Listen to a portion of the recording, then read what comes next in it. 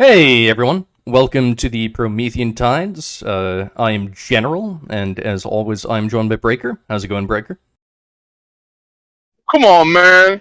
America. If you don't vote for me, then you ain't black.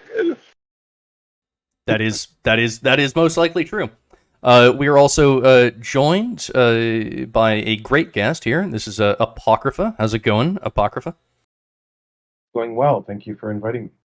Yeah, absolutely.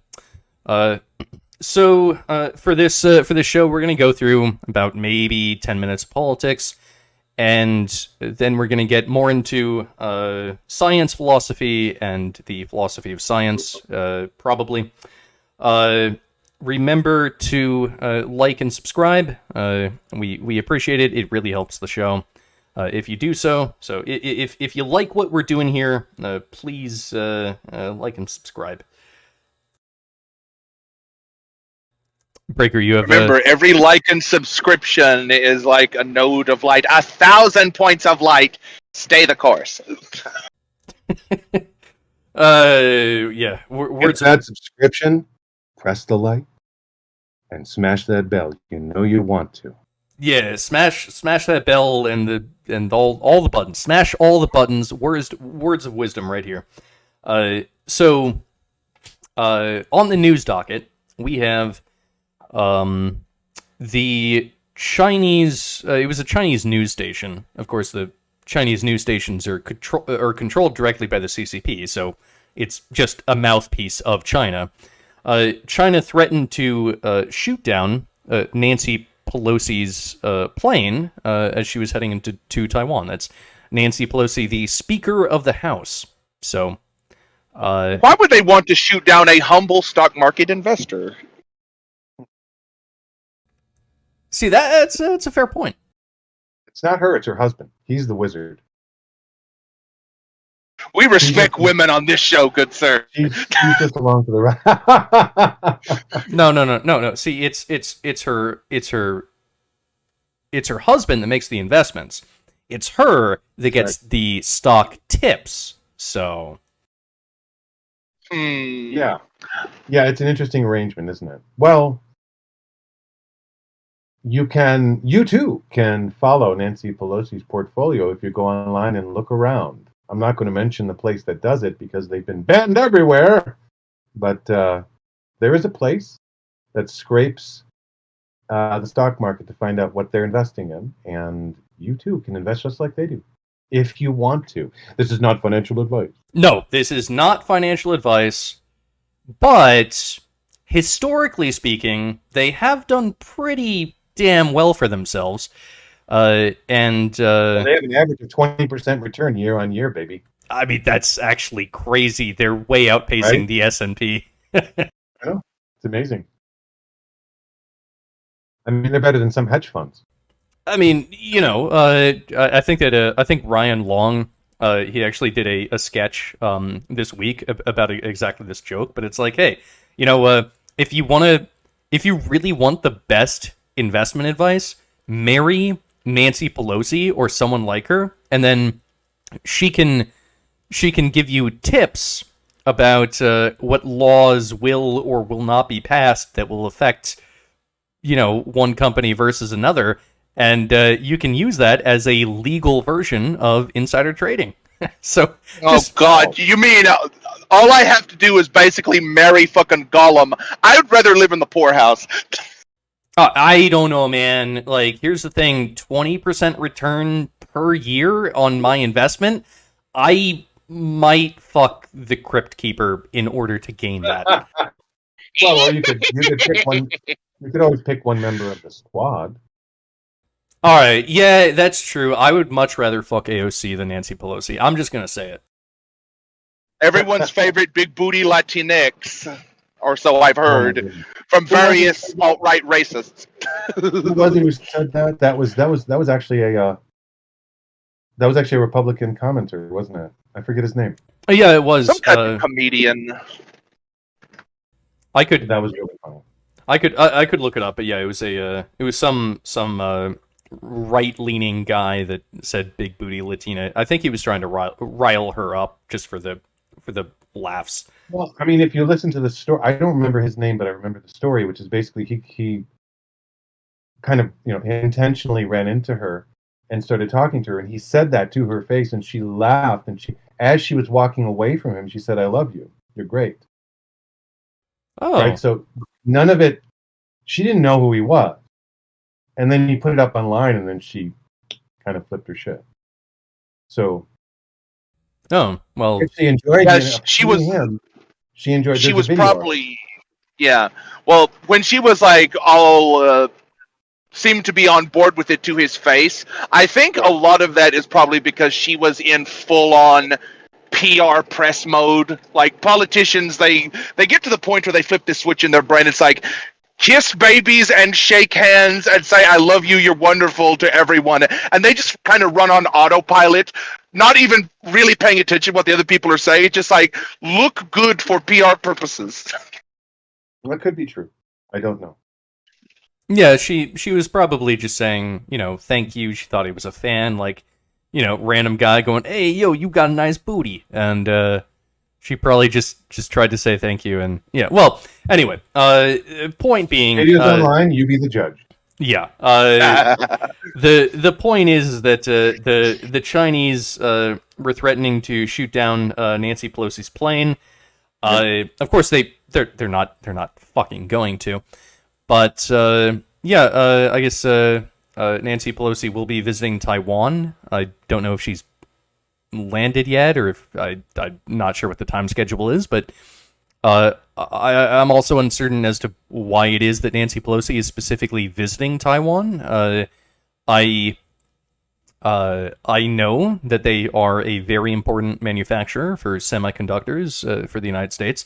The Senate recently passed a bill that would bring semi-manufacturing back into America, giving subsidies to the creation of those factories because they effectively don't exist in America. I'm very much in support of this. I believe that we should make America less dependent on Taiwan, a nation that is not officially recognized by the UN. Yeah. So overall, I don't know why Nancy Pelosi is going there. China is rattling its drum for war, I suppose. We'll see how that plays out. But yeah, that was the thing that happened. I wouldn't be surprised if Nancy Pelosi's stock portfolio suddenly has a lot of semiconductor producers. Oh, yeah. Wow. Yeah. No, that would be a major surprise. So there's that. Also, we have seen that Biden has COVID again. So he had COVID. He tested positive while he was having COVID. They treated him. Then I think it was like 4 or 5 days. He tested negative. They tested him every day. And then on like the 6th or 7th day, he tested positive again. So Biden has COVID again, maybe? I don't know what to make of this. I don't know what to make of it either. And the thing about the PCR tests, as you know, is that they aren't supposed to be diagnostic anyway. Well, these were not PCR tests. These were the antigen tests, which are much more reliable. Yeah, but the antigen tests only work after you've finished having it. Right? Am I wrong about that? The IgG antibody test? Well, you can. That would be the test for that's the antibody test. There's the antigen and then the antibody test. The antigen test and the antibody test. I see. But yeah, so apparently maybe he has COVID again. I don't know. The fact is that a lot of these tests have been shown to not be really that reliable. They were kind of rushed into manufacturing, and they're kind of a crapshoot. I would assume that they're probably giving the best available tests to the President of the United States, but I guess we'll Yeah, I don't know what to make of that either. I guess maybe Biden has COVID again, maybe not. I'm surprised that COVID didn't kill him. I'm glad that it didn't kill him, but I'm surprised that it didn't. You know because... what? People talking about things like this, you know what? This gives me the sensation that everyone that's in the know, in the big mover and shaker camp, none of them really believe most of this shit and his senior moments and all this fucking Politburo approved, totally non-fake news that is 100% reliable. Because if they did sincerely take this type of stuff on board, the movers and shakers would be freaking upsetting the apple cart of the stock market on so many levels that you wouldn't believe. And the fact that that doesn't seem to be happening after the president says he has cancer COVID lets you know that the people in the know this is bullshit and theater. Yeah, it's hard to tell what's theater and what's not now. That's the real problem we're facing. They say, oh, he has COVID, but it's like, does he really? Did they even test him? Oh, you mean the We don't president know. could die? Well, let me not change my stock portfolio at all. That makes Yeah. sense. Yeah, well, I mean that's more like people either they don't believe it or they don't think he's consequential. Well, there was there was a video that came out, and there was two videos that were released from the White House in the same day. One of them was regular Biden, and then the other one was like Biden with wide eyes, speaking very And a rock solid frozen forehead. yes, not blinking, and he was speaking very firmly. Actually, like as a president maybe should speak. Without all the gaffes, he was articulate, he was speaking very clearly, his eyes were wide. There has been some people saying that perhaps it was one of those deep fakes, and I saw the difference between the two videos, and I'll tell you what, I would not be surprised if that was a form of a deep fake. Well, Well, if either it it was was, a deep fake or he called in Hunter and said, Hunter, I need to take a hit from that fucking pipe. I got a thing to say. Yeah. Yeah, I mean it was a pretty bad deep fake if he didn't blink the whole time. Good point, yeah. I mean, I think we don't know what's going on, but it looks to me, on first flush, with no information but just perception, that what's going on is that they're basically drugging him up whenever they feel they can get away with it to get him to some level of clarity so he can make a public statement. That's what it looks like. I don't think he's in control of himself. I don't think he's in control of anything around him. That's what it looks like to me, and it's unfortunate. So you think it might be instead of like a deep fake, you think it might be, I don't know, methamphetamines or something? I think methamphetamine is probably the old way of doing it. Like back in the day, that's what most people don't know this, but Monsieur Adolf, he was a big meth guy. He used to take cocktails, including methamphetamine and cocaine and things like that, before his speeches to give it more punch. Oh, okay. So like that was 80 years ago. Who knows what our Who the hell politicians knows? are on now? Yeah, exactly. We have no Yeah. idea. We don't know.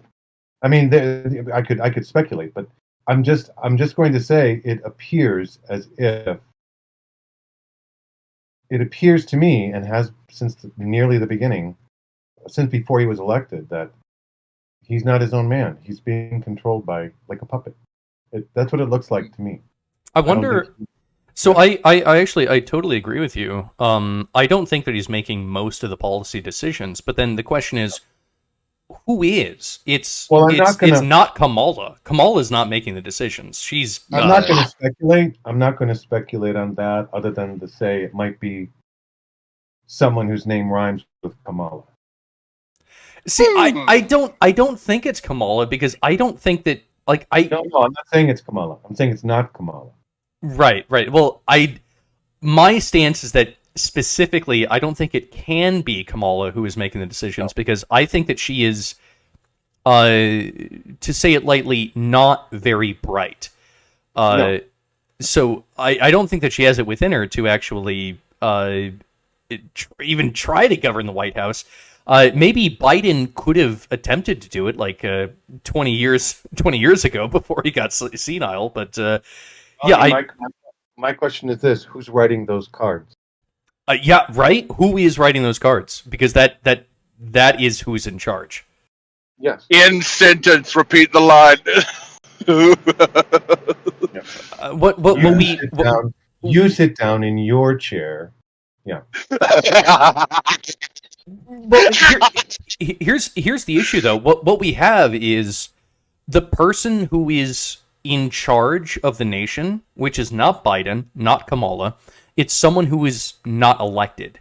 Whoever it is, they're not elected. The people did not choose them. They're a some I don't know if they're like an asset of some deep state fucking CIA whatever. I have no idea, but they whoever they are, they must be deciding the policies. And Jesus Christ, is that dangerous? Yes. Well, like I said, I think whoever it is, their name might rhyme with Kamala. There you go. You know what? I think it would actually be more dangerous if it was actually Biden making the real decisions at this point.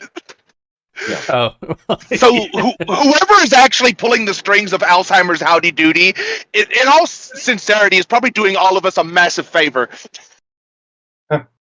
Well, I wouldn't say that with gas prices at over $5 and all the other things that are going on. yeah, it's been brutal. In fact, I think that we're in a recession. Everyone knows that we're in a recession. The gas prices are through the roof. The price of food is through the roof, and by the way, it's going to keep going higher. The ability to actually eat a steak is going to be reserved for only those that are at the highest echelons of society. I have to disagree with you. Okay. Let me just drop something in. I think so. What I'm seeing is this. I'm actually so. We can talk about my career and stuff and the things I know and stuff like that. But lately, what I've been doing is getting interested in homesteading. Oh, And like Bill lately, Gates. Yeah. the past couple of years. Yeah. No, not like Bill Gates. No. Not at that level. And I've been a fan of a guy named Joel Salatin for a long time. I don't know if you're familiar with him, No. but he calls himself a Christian anarchist, libertarian, farmer, lunatic. That's pretty based. He is based. Joel Salatin runs a farm in Virginia called Polyface Farms. It's 1,000 acres. And he has some other land on lease, and he has people working with him. And right now, his farm is doing a few million a year in business on 1,000 acres. And he's only farming, like a portion of that. Most of what he sells is meat and eggs. And he is right now selling meat at a price that's below market because he doesn't have any fucking verticals. All of his meat is pasture raised. The only input he has is chicken feed, and that's local. He gets from a local who also doesn't use many inputs. So he's done everything in his power over the past 30 years to get rid of all the inputs from his system and to be pure output just by using nature to its own benefit. Oh, wow. Now, all of a sudden, when the inputs start getting expensive and meat starts getting expensive, people like him can still sell meat at the same price they've been selling it at. So he's selling, what I'm saying is, Joel Salatin sells grass-fed, grass-raised, pastured beef. At least for a while, I know for a fact he was selling it at less per pound than Costco was selling the trash. Holy shit, dude. That's pretty smart. Fuck. Yeah. Because he has no inputs. He has no middlemen. He doesn't have to go through meat plants because he and 2 other farmers own their own abattoir. So he doesn't have to go through a third party for processing. He owns his own processing plant. He did all of this to get out from under. And because of that, now he's situated to just continue. So, and I'm showing him, and he is just one. I'm not saying this is. I don't know what the extent of this is, but I will say that there are a lot of people doing everything from urban gardening to country homesteading on small parcels of land. And they are able to, I will tell you right now, they are able to produce between 3 and 8 times more produce per acre than industrial methods. Why? Because they use intensive management. They use things like crop rotation. Yeah, crop rotation. They use various permaculture methods, water entrainment, nutrient entrainment, and they use the synergies of their environment. They generally don't monocrop, so they generally will plant a crop, but they'll plant it with another crop, so that the crop has to be harvested by hand. It can't be harvested by combine, and that's why industrial farming doesn't want to do it. But the amount of pounds per acre that come off, in terms of tons per acre that come off land like that, is between 3 and 8 times more than industrial land, believe it or not. And so it's just, the reason industry doesn't do it is because you have to hire people to pick it. You have to hire lots of people to pick it. That's why strawberries are expensive. You ever wonder why strawberries are so expensive? Because they haven't invented a machine yet that can pick them and not damage them. So you have to pick them by hand. I see. So that's why they're expensive. But expensive compared to what? As soon as the shortages push the food prices at 2 and 3 times the price, suddenly all these people selling boutique goods that used to be twice the price are cheaper than what's offered in the market. Right. The industrial scale manufacturing of the industrial scale farming. Right. That works when you have a global system that can constantly supply you with more fertilizer, more everything that you need. Yeah. But right. In fact, if you're cut off from that, then the slightly smaller scale, having a farm where the human is actually attentive to the land and they understand how it is that the crops have to rotate, how it is that you can best harvest these fruits and vegetables, that actually becomes more economically viable as the economy shuts down. Correct. Yeah, absolutely. These aren't dumb people. They're using cutting edge horticultural science to do this stuff. Mm-hmm. We're talking about. I mean, I'm not. These aren't just dumb farmers from the 19th century types. We're talking about individuals that are. What they're doing is they've been. People don't know. It's amazing people don't know any of this, but people have been experimenting with bioculture for the past 50 years. The hippies didn't die off. People just started ignoring them.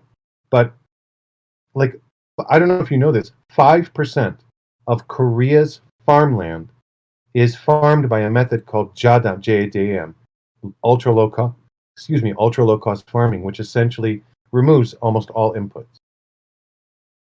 Well, and I want to point out that actually, when it comes to a lot of the crops that exist within America, or also in the rest of the world, a lot of the crops were actually GMO before we had GMO. What they did was they exposed the plants to radiation. Oh, the atomic stuff. Yeah. That was interesting. And we actually got some cultures of plants from just exposing the plants to a shit ton of radiation, changing them, and picking the best ones.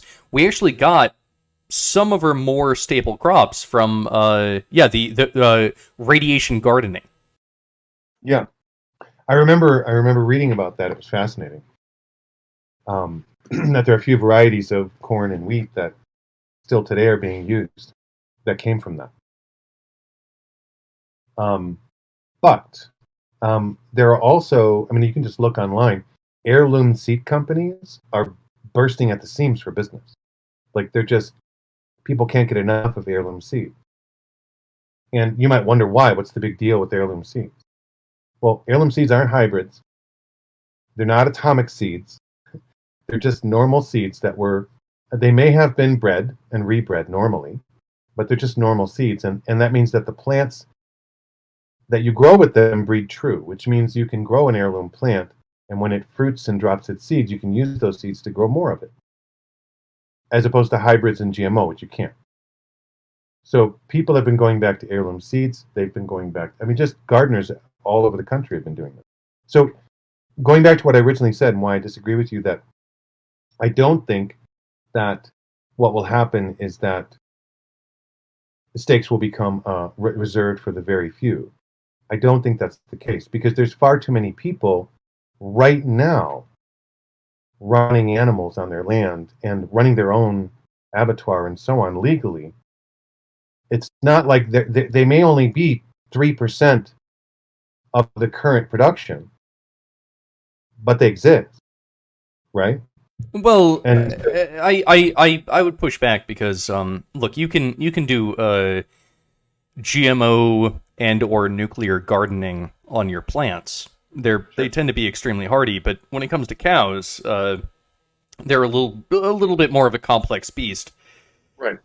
So when you have I mean, okay, so America, we have a shit ton of cows, but in order to sustain the cows, we have to basically feed them a little bit of grass and a shit ton of corn.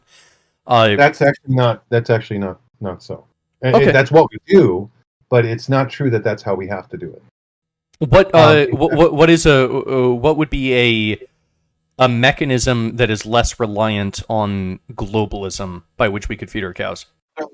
So like I mentioned, Joel Salatin has proven that you can raise 3 to 5 times more meat on the same land as standard ranching, like what you just described, using his method. All he does, this is hilarious. So basically, what he does is he watches the grass. He makes sure the grass isn't overgrazed.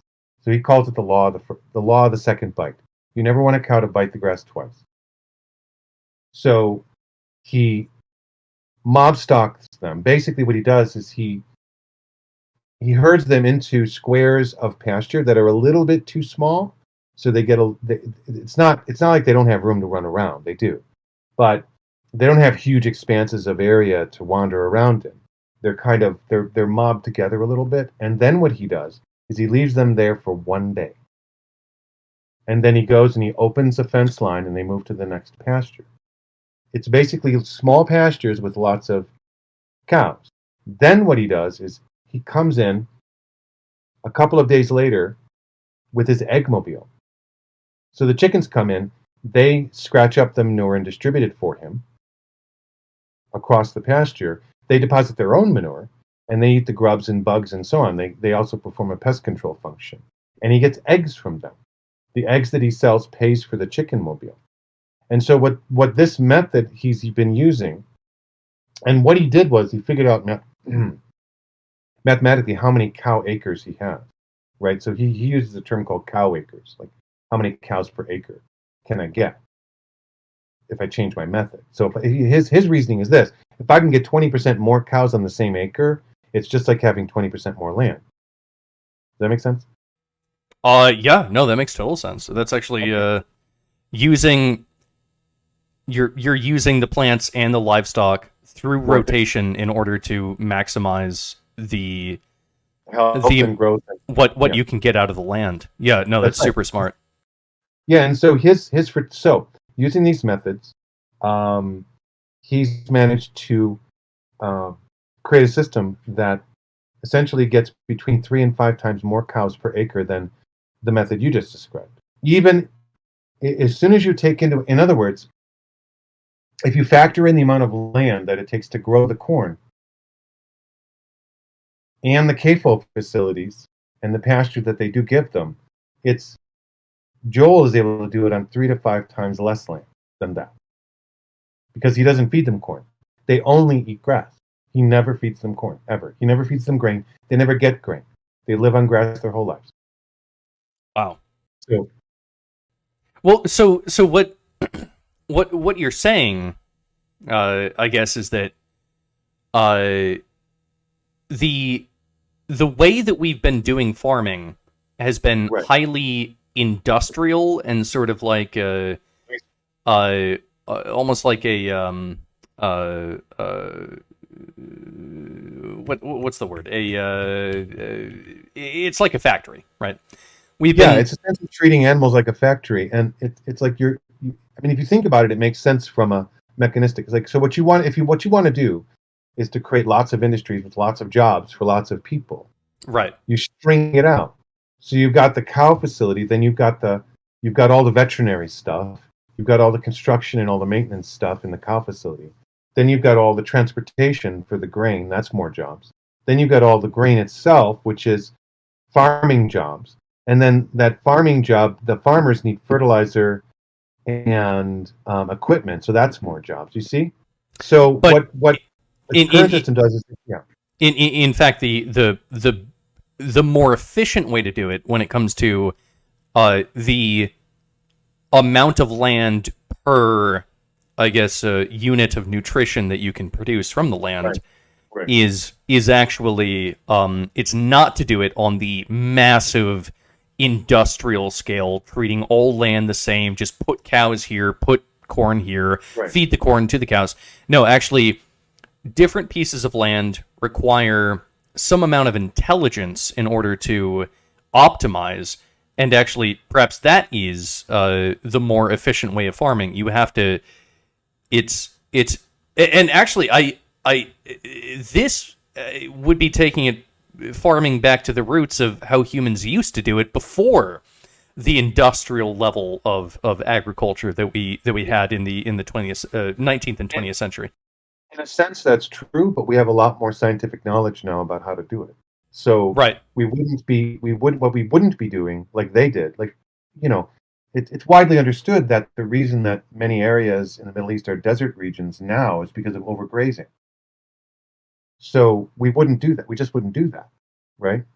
We would do more rotation. We'd plant different kinds of plants. We'd do exclusionary zones and all of that. And that's just the beginning. Like, there are many, many, many, many horticultural discoveries that have happened in the last 100 years that would make, we'll call it yeoman farming, just for a word for it. That would make yeoman farming a lot less likely to fail than it would have been in the 18th century. Because there's just so much information now. Plus, we have irrigation, we have modern materials, we have, like, one of the reasons he can do this so cheaply, by the way, Joel Salatin, is because of electric fencing. Right. Yeah. I will say that this what you're describing, it sounds like almost like a second agricultural revolution, something that can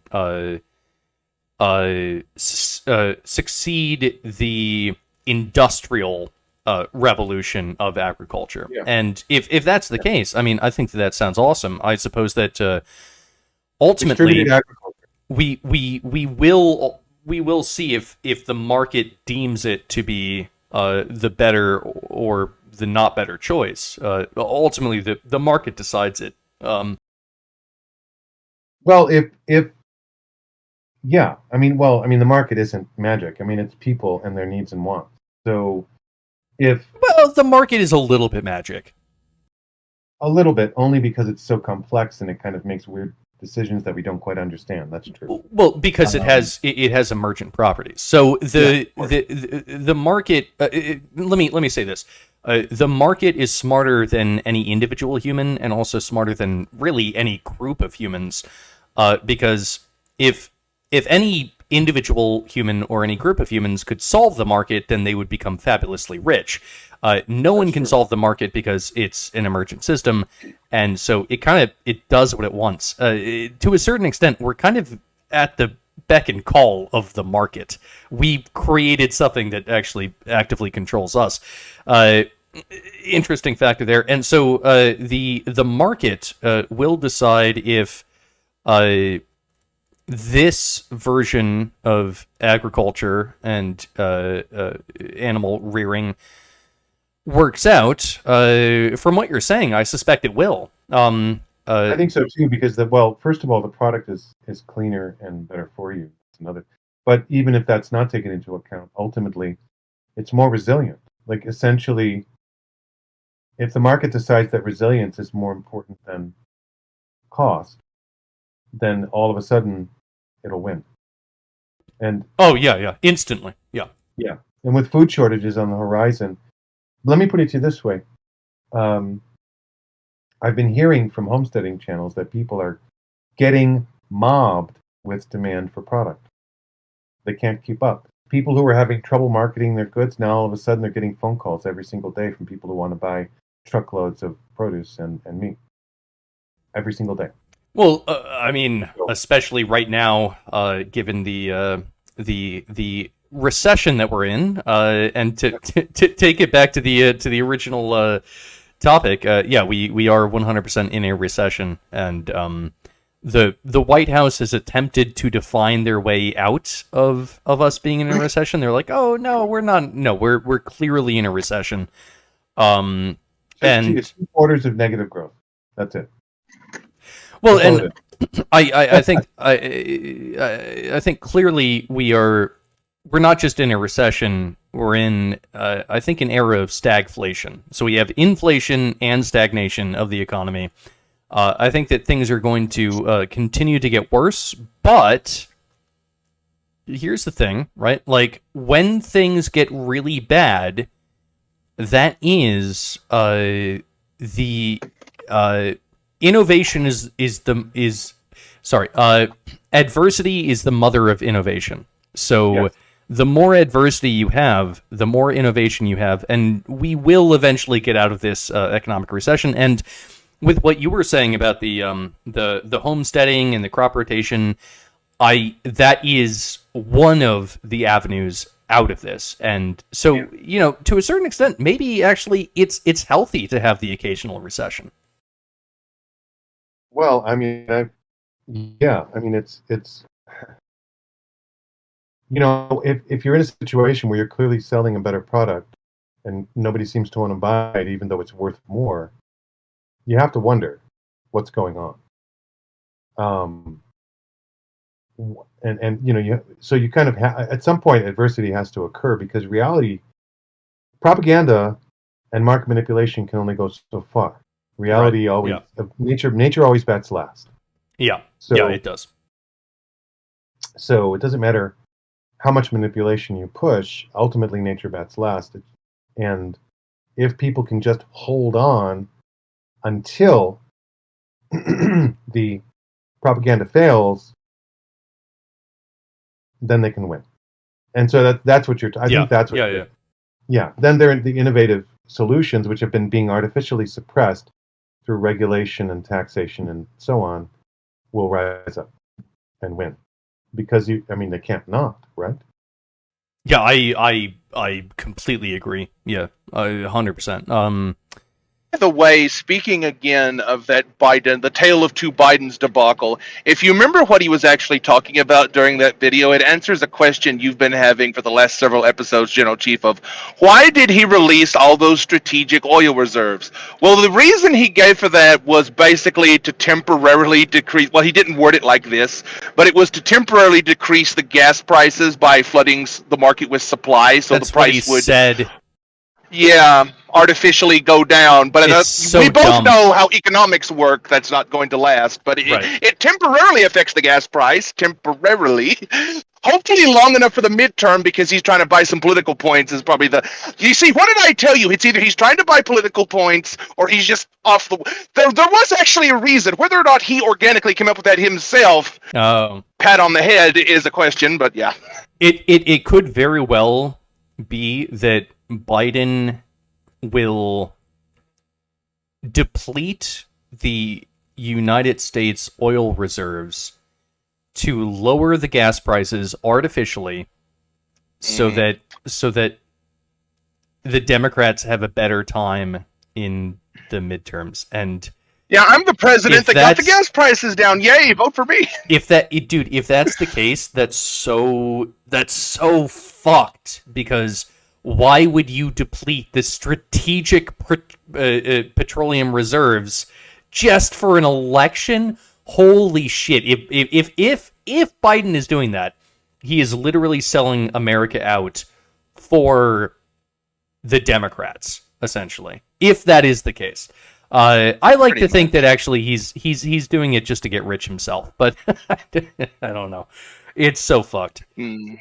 Talk amongst yourselves for a moment, gentlemen. I have to restart my computer. No, fair enough. Well, anyway, so Apocrypha. From what I've heard, you and I haven't talked before, but I understand that you've talked to Breaker before, and he tells me that you have a very interesting career. You were involved in Silicon Valley. You were part of, I guess, the internet or something. Can you elaborate on that? Sure. Well, I'm an older fellow. um, So you're about Biden's age. Okay, I got it. no, not that old, thank God. No, I'm still Gen X, just barely. I started working in tech pre 1995. And, well, I mean, I was doing bulletin board services and hooking into pad networks and DARPANET back in the 80s, just kind of as a thing, right? I wasn't being paid for it. I was just doing it. So pre-public internet, I was running software and I was running a bulletin board and doing all of that stuff, right? And eventually that turned into going to college for physics and mathematics, and then I got access to all of those resources, and I just went from there. And pre 95, I started working in tech, and eventually I got to work for a couple of ISPs back in the mid 90s that were just setting up. So I personally connected a whole bunch of fresh dark fiber, into various bits and pieces of equipment in various places around the country that probably are still being used right now. Wow. So that's kind of my link. Like some of the packets we're using right now to talk to each other might be going over, probably are going over fiber that I touch, like with my hand. Wait, you laid down the fiber? No, I connected the fiber that was on-prem into the equipment that was being installed. So Oh wow. there was a big growth period in the 90s where lots and lots and lots of telecom resources were being repurposed and things were changing. Like we're going from phone switches to digital. I participated in some of the first SS7 soft switch technology that was created back then, which people probably don't. You can look it up. SS7. Signaling System 7, it was used on the phone network to do all sorts of things. And I worked on one of the soft switches, which is essentially using a whole bank of Solaris sun machines, basically, to do the switching instead of using a giant phone switch, one of the giant Nortel phone switches or whatever. So that was key technology, and it was interesting working on that. I mean, I literally built a whole bunch of level 3 facilities from the ground up. Walked into the room, they have bolts sticking out of the floors, and it was my job to set up all the racks and all the equipment and then turn them all on. And then basically back then, you didn't have a lot of specialists. Everybody was a generalist at the time. So everybody had to code, everybody had to know hardware, everybody had to be able to swing a wrench. So I came up during that time. And eventually that led me into being an architect, sort of like a systems architect. So I worked for a number of organizations, and then I worked for a telecom firm for a while, worked for two different telecom firms, and learned a lot. Basically, I installed experimental cell service stations. So basically, I've had a very interesting time. When I was in the Bay Area for a while, I was working for an organization that was also a telecom firm, and so I did a lot of work with big data and traffic and Verity. So I was all. So in other words, most of what I always did was 24/7 availability stuff, like stuff that you know it costs thousands per minute or second if it went down, if not tens of thousands. You know, at the time that was a lot. So anyway, that's kind of the rough edges, and I've been doing that for a long time. I've been doing it ever since the mid '90s, and now I kind of laid back a little bit, and I'm working for a small tech firm and doing just basically DevOps work. Which, if anybody's out there that knows DevOps, they'll know what I'm talking about. So development operations. So that's Mm. I basically leaned back a little bit, got away from telecom, and decided to do DevOps for a while because I'm just the work I was doing was amazing, but it burns you out. But yeah, so that's kind of an overview. Do you have any questions? Like Yeah, concerns? so what I don't personally know what DevOps is. What is that? Development operations, DevOps they're the people in between the software engineers and the hardware that actually delivers the service. Oh. So development operations is responsible for the development cycle itself, as well as the deployment of the code. So DevOps are the people who actually take the code and put it onto live resources so we can use them. And they're kind of they're the gatekeepers between all the software engineers and the real asset. Does that make sense? Yeah, yeah. I actually have a bit of a background in coding myself. My background is science, but sometimes in science, it's it's more efficient to just write your own script to do something. And Sure. I have experience with this. In fact, I have a paper, a published paper that details one of the scripts that I wrote. But I've wrote probably like a dozen scripts throughout my career based off of trying to optimize certain uh, calculating scientific data in various ways. Uh, Mm. so I understand coding a bit. I don't understand the internet. As far as I'm concerned, the internet is still magic to me. But yeah, I Yeah, it's kind of very understand. complicated. Yeah, it's we. I mean, we used to call it the maze. I don't know if they still call it that, but we used to call it the maze. Um, it's complex, but in theory, it's not. So essentially, what it is it's. I'm not going to explain the internet, but I'll say what it is in principle is many thousands of independent systems all using a common set of protocols to negotiate with each other to move traffic across each other's network. So it's a fully distributed, as fully as you can get, fully distributed system for moving information from place to place. And there's no one, it has no head. Now, I know a little bit about sending information.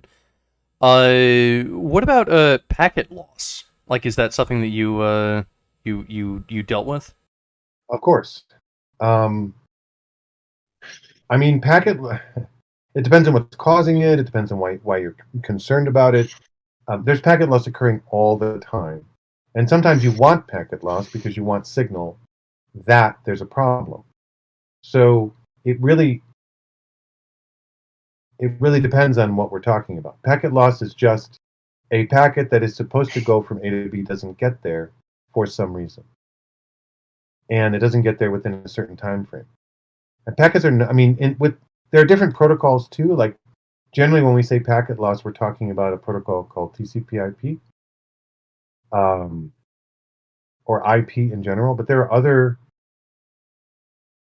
ways of talking about it. But generally, yeah, a packet is just a piece of data um, that's usually numbered. It has a sequence number of some kind, and it goes from place to place. And if these numbers arrive out of sequence, the remote system that's receiving them waits a little while until it can reassemble them in sequence and deliver them to the end user. When I say a little while, I mean like a few milliseconds.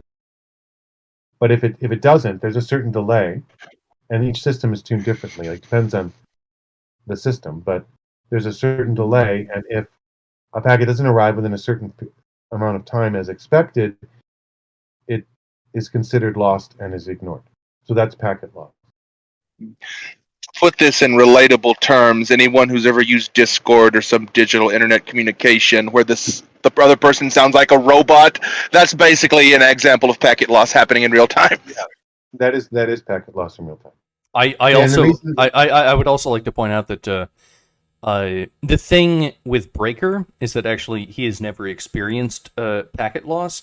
That's because he is an AI that I keep on my computer, and the reason why sometimes robots out is it's a glitch in the system. It has nothing to do with the connection. Well, I don't know about you, but I drop those packets all the fucking time. You're trying to make me look gooder than what I am. There you go.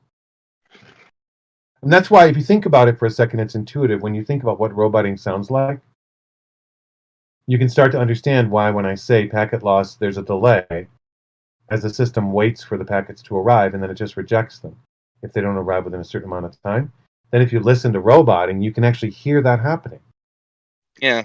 Yeah, you can, absolutely. And this is actually a topic that I'm personally interested in, and I would like to nerd out for a while talking about this, but I know that it's probably probably a little nosebleedy for the audience. Yeah, it's probably not something that generally speaking people want to listen to. So, didn't we have another news article that some dipshit did something to some other dipshit and fucked some shit up?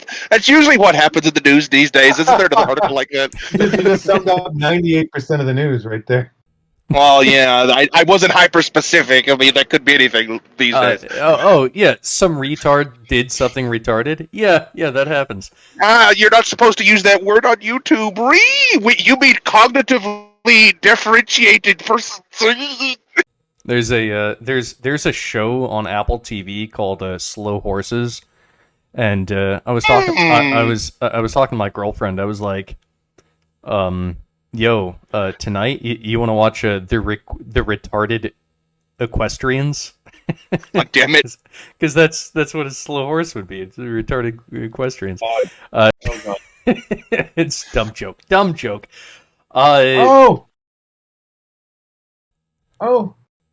Anyway, so I've been playing with the internet for a long time. I understand how it works. I actually understand how it works because I've built pieces of it. I've worked in the maze. I've worked on edge routers and BGP routers and network access points, and like I've worked all up and down the hierarchy, and so I actually have a good view on how the sausage was and is made. Yes. Yay. Well, so I'm kind of curious. Like right now, you have beasts such as a Facebook or a YouTube, who they tend to I guess censor a lot of things. They're not happy with a lot of things. Now the implementation of this, I mean, that I can understand. You know, they just sift through the pile of videos that they have, and they say, "Oh, there's the word COVID is in the title. We're going to downrank that." I experienced that recently. I put up a video. It had COVID in the title. It got like 0 views, and I changed the word COVID to sick, and it started to climb up again. I understand how it is that these companies are downranking videos. It seems relatively simple. I'm sure that it's probably more complex than I'm understanding. But why are they so opposed to alternative views? Why are they doing this?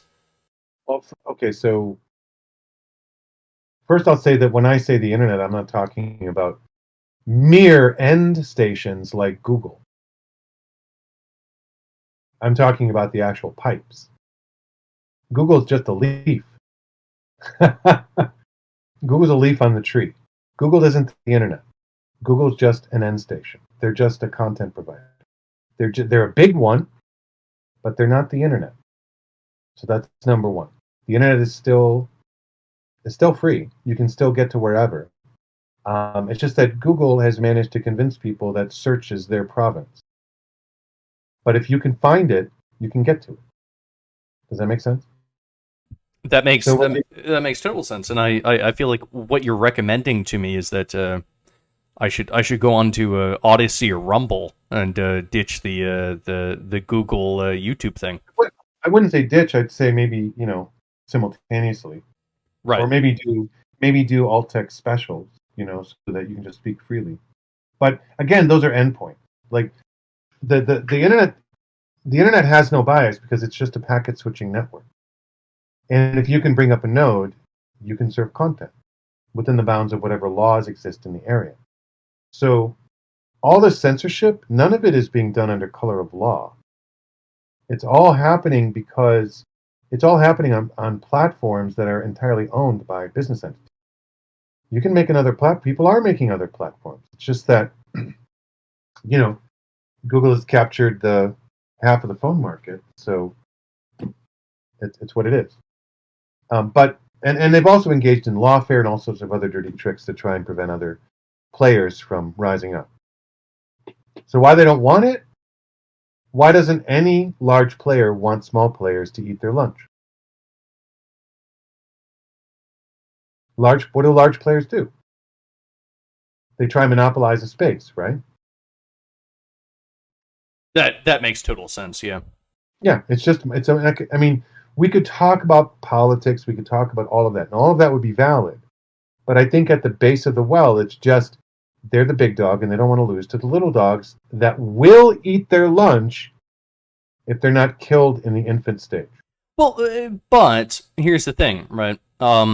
Let's say you take a platform like Odyssey or Rumble. Yeah. They are clearly eating the lunch of Google, at least when it comes to right-wing opinions overall. Now, I'm not going to say I'm not going to say that's a gigantic market, but it is a market that exists, and Right. so if Google wanted to, they could snap their fingers and tomorrow, all ideas would be acceptable on the platform, but they choose not to. I have some hypotheses as to why this is. Well, But it seems to me like actually YouTube, Google, is actively allowing some other smaller platforms to eat their lunch because they just don't want to deal with that aspect of dialogue. well, when you're talking about Google and YouTube, you're not talking about one monolithic thing. I mean, there's not a person who's making all the decisions. The CEO can't control everything at Google, even though technically he can, but he doesn't have enough information to be able to control the whole company directly. So it's kind of like he has a small rudder to steer a big ship. So he's at the rudder, but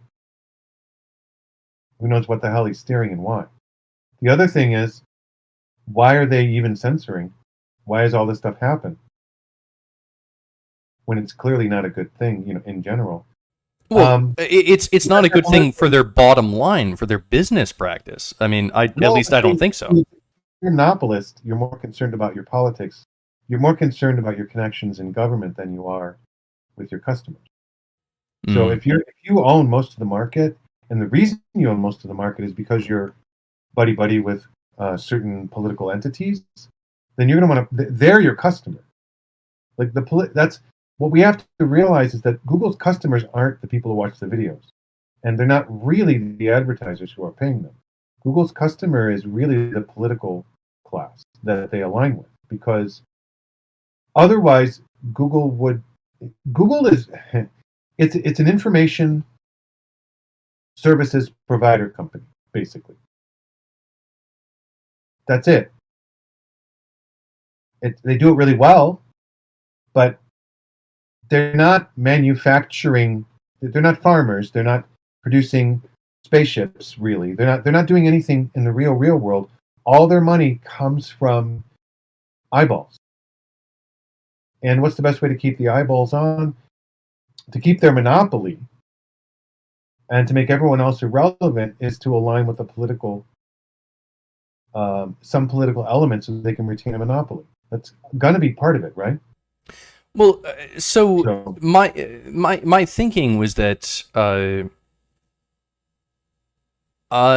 perhaps they did some sort of calculation, and they realized that right-wing views are extremely offensive to people on the left, but left-wing views are only moderately offensive to people on the right. I've heard this before. Yeah, so it's kind of it's a cost-based decision analysis. It's just, well, Right. if we want to appeal to the most number of people, then we allow for the left-wing stuff and we don't allow the right-wing stuff. Right. That would make sense if it wasn't for the level of censorship we're seeing. Yeah, like what you're talking about, General Chief, from my perspective, that would require a bit more of a level of cynical detachment, or at least like much more legitimate pragmatism than what the Silicon Valley elites seem to display. There seem to be certain ideological stances that superficially they seem to sincerely hold. Now, how much of that is sincere and how much of it is just the cost-benefit analysis, I couldn't tell you, but I think there's a bit more sincerity, because whenever someone postulates something that requires like near utter cynicism, I'm usually very skeptical of that, because that's not usually how even the most pragmatic of humans operate. Yeah. I will agree with that, but I'll also say that I have also met a number of people who are in high positions and places in Silicon Valley, and a good portion of them, in person, they're fucking creepy. Like when and I'm not talking about the business people, I'm talking about the tech. Some of the tech, the people who actually have some of the people who have behind the scenes influence over this. I'm talking about solipsism and narcissism of such a scale you can't imagine. I was talking to a person like this, whose name might be recognized. And I was standing next to me, which he didn't know, was a woman who was one of the top neurophysicists. And she and I had been talking about something related to neurophysics, and neurology involving memory. And I was saying to him the fact that we don't understand what memory is yet.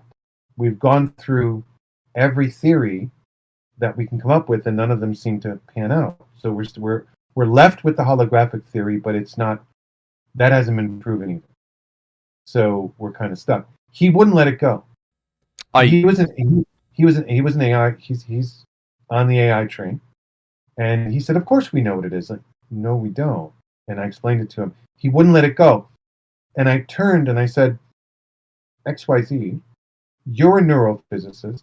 Am I right?" And she proceeded to spend the next 5 minutes explaining how not only was I right, but that it's not just that we don't know, we have no idea how to approach it. That's how mysterious it is. Okay. Actually, he still just looked at her and looked at me and said, "I don't believe that." let's get off the political points for a moment, and Sure. let's get into this, because this is something that I would like to talk about. Okay, memory. Yeah. It seems to me as though within the human mind, memory is not a hard drive of data. Memory is a relationship between concepts, and those concepts are basically structures that are built into the neural network of the mind. That's been disproven. That's been disproven. There's nothing about memory that's built into the neural network that's built into the physical neurons of the mind that we can detect. We can detect. We know what parts of the brain are active when memory is laid down, and we know what parts are active when people have a recall, and we can kind of get some. We have a bunch of information about association and things like that, but where the memories live when we're not accessing them, we don't know. Well, no, Fight! no, No, I'm not. I'm just saying that's true. No, We don't know Breaker just likes to say fight, so we can go into more of the internet blood sports mode, I guess. But Yeah. no, I think this is my conception of it. You have within your neural architecture, you have a baseline network that can understand things. When you say neural architecture, do you mean physical or physical? Yeah, your physical neural architecture. You have a baseline architecture that, like you have your hippocampus, you have your occipital lobe, all these sort of things, and then something that more or less kind of exists on the neocortex, but doesn't precisely exist there. That is the thing that can actually run through all of the structures in your brain and put them together, right? So basically, what you have is a two-layered network. You have a network that exists that is kind of like the subconscious, and then you have a network that exists on top of that network that is the conscious, and it can't focus on the entire network, but it can focus on certain bits of the network, and that is where, let's say, human consciousness comes from. At least that's the way that I try to understand it.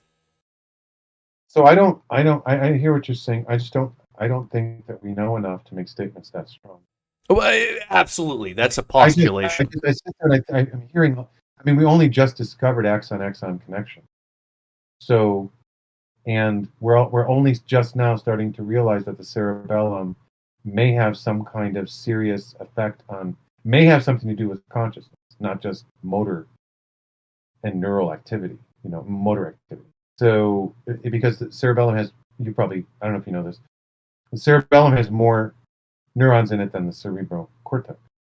They're just packed more densely. So, and very heavily structured. And it's only now that we're starting to look at the cerebellum as a place of interest. So there's something there. There's all sorts of little things like this. And then there's the fact that there are quantum structures that exist on our neurons. Oh, the microtubules. Yeah. The microtubules, Roger Penrose. Yes, quite. The oxalates. Yeah, these things build indeterminacy into the system, and we so.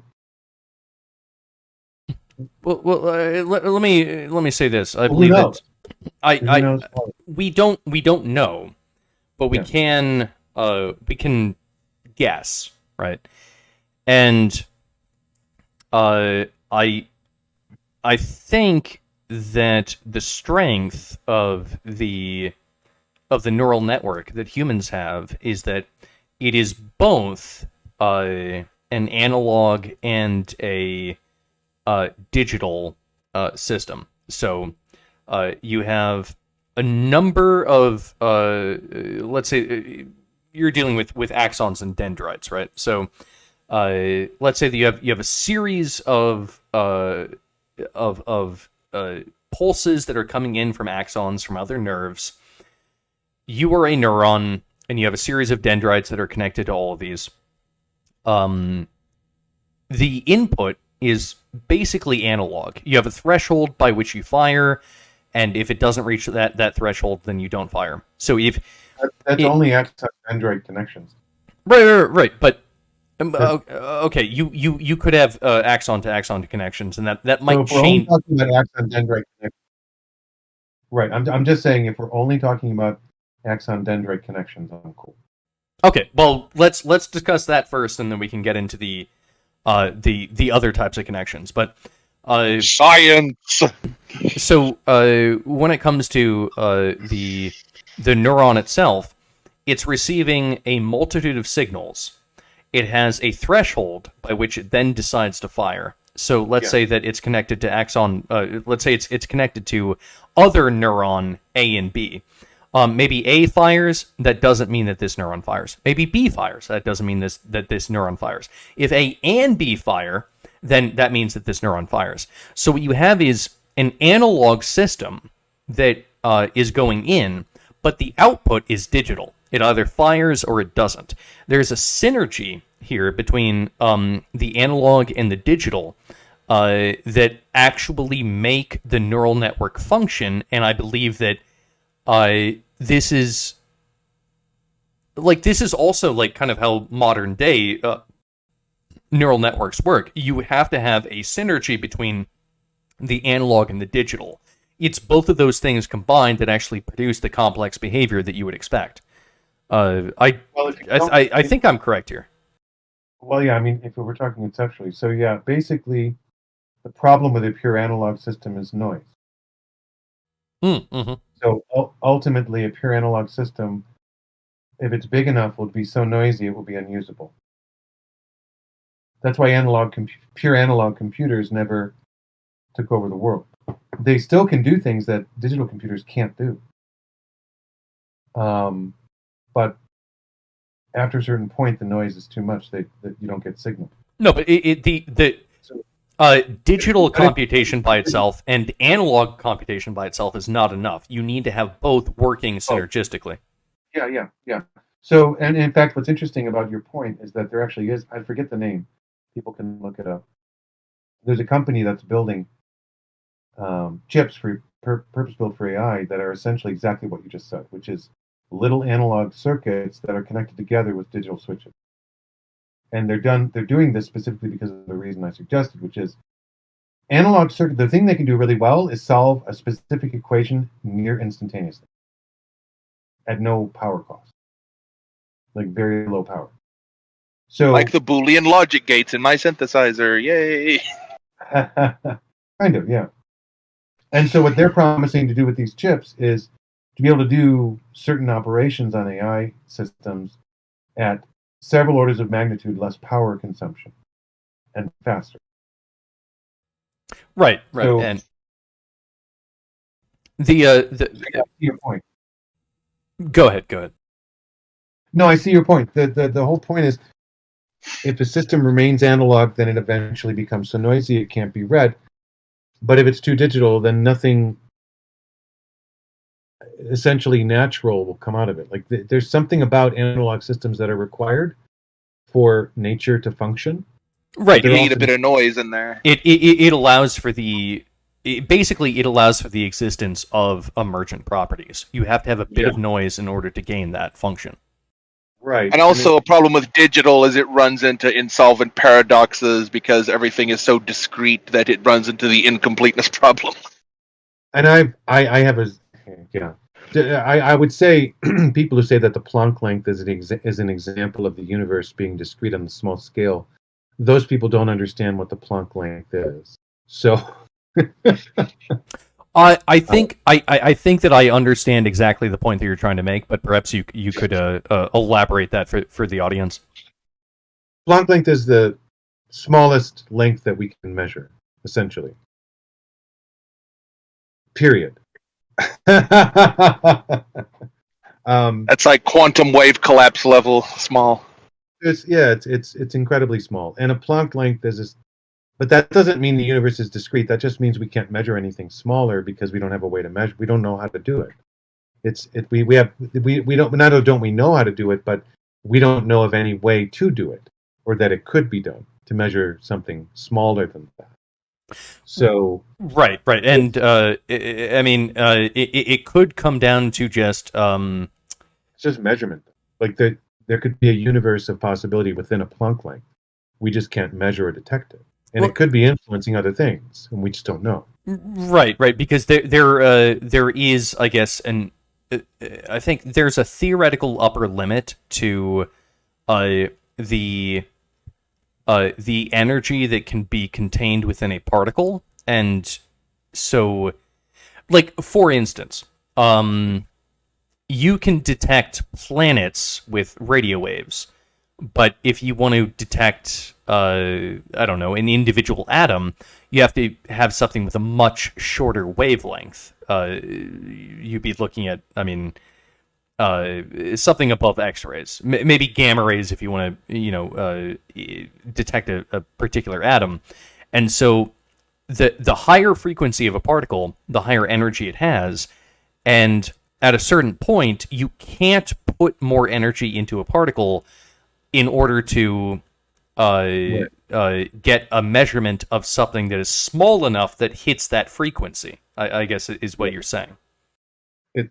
That's not bad. Yeah, that's not bad. Yeah. So essentially, it's a little more complicated, but yeah, basically, we can't measure anything smaller than that because we have no way to do it, because any way that we would do it would saturate the thing we were trying to measure and affect it so much we wouldn't actually be measuring it. We'd be making it do something. Oh, right, and that also would include the double slit experiment, the incompleteness theorem, right? Because you can. Well, no, that's a little different. The incompleteness theorem is just pure mathematical set theory, so that's not physics, but it does have implications for physics. But it's Gödel. When Gödel created that theory, he was coming at it from pure set theory, which is why no one's been able to refute it, because it just is what it is. It's set theory, and set theory is the foundation of essentially all mathematics that we have. And so, it's what it is. But it's not. Right. What it implies is something like what you're suggesting. Yes. What it implies is that. Really, what it implies is that there's no way to know for sure if you got the right answer. Right, yeah, exactly. And I think that is that's actually a very important piece about the universe, given my stance of being a naturalistic pantheist. Yeah, so that sounds like an incredibly interesting thing to get into, and in fact, we will get into that on the after show. So, with that, thank you very much, everyone, for listening. Please watch the after show. I think it's actually going to be even more interesting than the conversation that we just had. With that, I will say to Apocrypha. Sorry. I will say to Apocrypha. I was trying to read his name and it wasn't coming to me. That's okay. That's still it, motherfucker. You gotta eat that up. I'm dumb. I am dumb. I know. But it's Greek for that which is hidden. That which is hidden. That which is hidden. Yeah. Fuck yeah. Well, we are Promethean, which is the rebellion. But with that, thank you for joining us, Apocrypha. You were very welcome. Thanks for having me. Yeah, excellent to have you. And Breaker? Remember to like and subscribe, and every time you do, it's like a microtubular component of the great digital consciousness of humanity forever forcing forward into the future.